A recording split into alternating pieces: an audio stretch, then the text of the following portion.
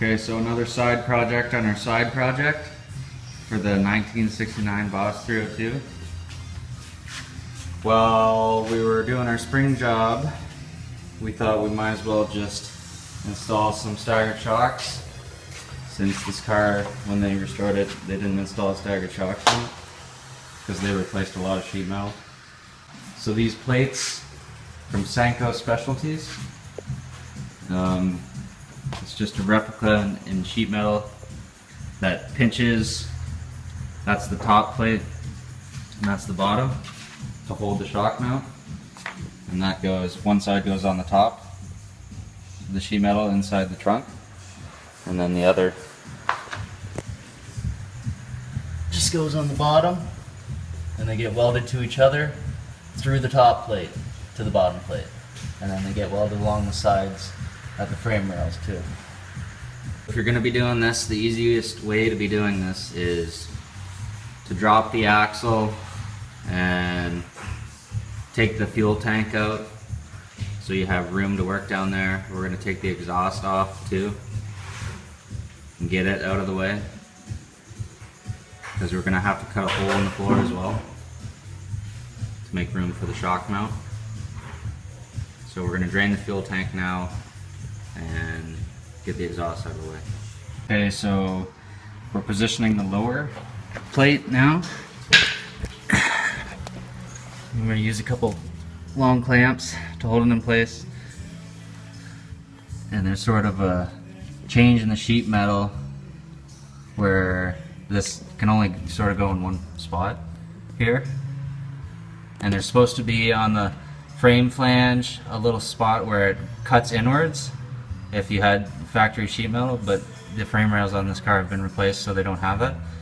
So you kind of just, we have to position it where it sits the best. And we're gonna clamp this in place, and then we outline this. So outline it. Just with a marker. And then there's a template that comes with the instructions. I've got the template. And then we take this plate off and then sketch out the template on here, and then we cut out the area in the template. Okay, so the lower plate has been removed, and this template comes with the instructions, and we just line this up to that, right? Hold that there. Line that up to that, and then we trace where the black line is, and then you're cutting out this whole white area, and then you're leaving where that part is blue on the template. Okay, so we've traced the outline, and where those lines go across, that's the part that we're cutting out. And we can confirm by lining back up the bottom plate again.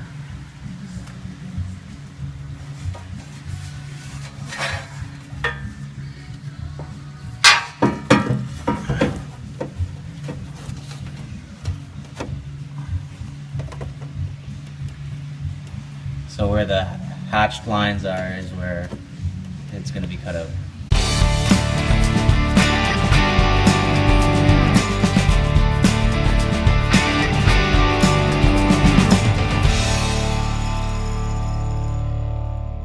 Yeah. Alright, it's almost out. You see that? Just a little bit of wiggle. There you go. File just to clean up the edges. Sure. Are you still recording? Yes.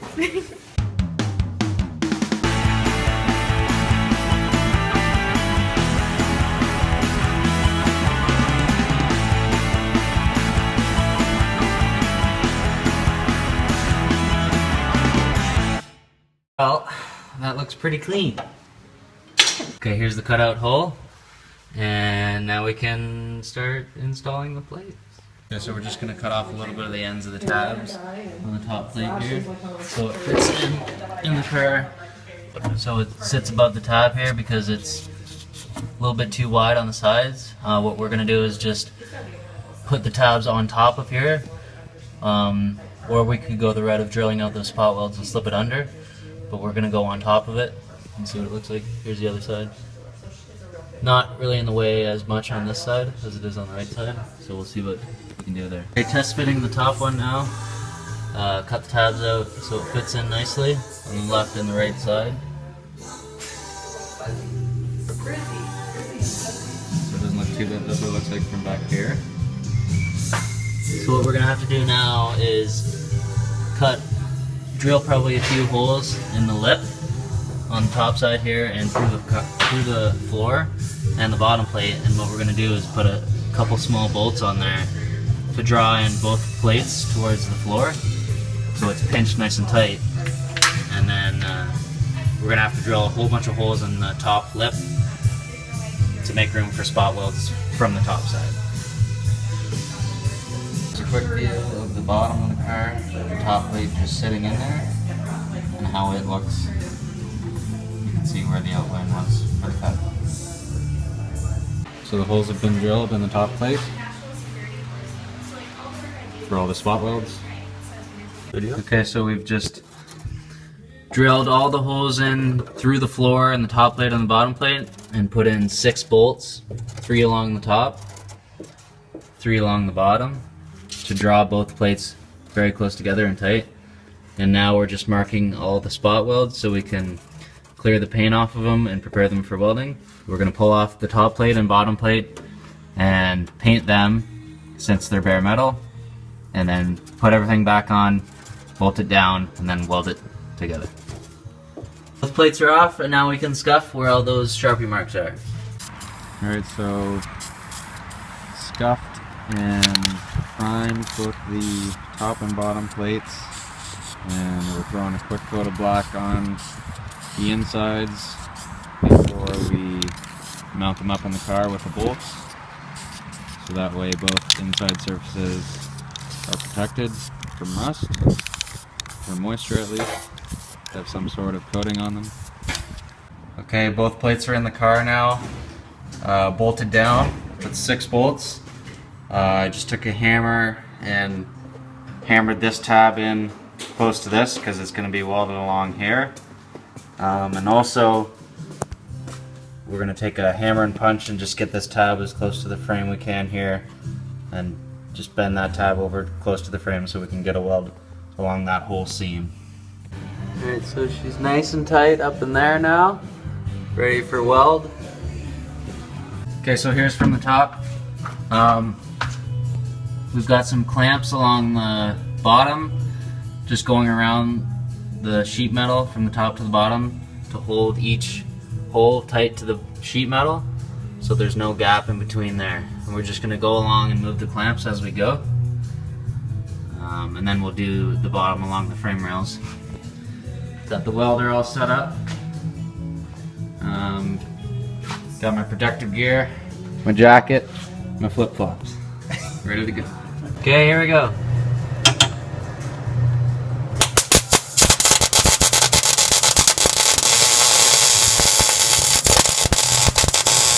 Okay, so we've done the welds along the bottom, and now we are going to take the bolts out, and here's what we're going to do on the bolt holes. We've got a pair of copper welding pliers. That's just a piece of copper on the top. We'll put that as a backing plate on the hole, and then we can just weld directly to that, and the weld won't stick to the copper. So here's a view from the bottom of all the burn through from the top side. And now we're going to weld in along the frame rails at the back here, and then there's a little plate that goes on the left side, and it gets welded along the frame rail and along the plate as well. It's just this little piece. It's butt up against the frame, welded against the frame, and then welded against the plate. Alright, everything's been welded along the frame rails. And now, next on the list, we have, there's a small little plug, round plug that'll go here. Just looks like that. Gets welded to the shock mount on the driver's side that does not get used. And then we have a reinforcement plate that looks like this. Also from Senko Specialties. That goes just where this shock is, so we're gonna have to take that off, and it's a little reinforcement plate for where the shock mounts, because because those mounts are prone to cracking, and we've seen cracks like that on another Mustang, so we'll put that in as well. Okay, so here's the reinforced shock mount welded in, and the plug welded in, and the top and bottom of the staggered shock plates are welded in completely. So that's essentially all the hard work, and now it's just a matter of, if you want to or not, cleaning up the spot welds and then painting it black to match the undercarriage and trunk. Okay, and here's the finished product for the staggered shock install. Knocked down the welds a bit and painted it a flat black to match the rest of the trunk. This is the top side. We're installing the shocks tomorrow. So the shocks aren't in yet, but here's the finished product for the welded in plates. And then also our plug plate there, and the reinforced shock mount up there. And our driver's side shock mount for the rear we're getting tomorrow. It's a different plate. You'll also get it from Sanko Specialties, and it comes from here and it goes straight up to the staggered shock mount right there. So this concludes the staggered shock installation video. Thanks for watching, and stay tuned for more.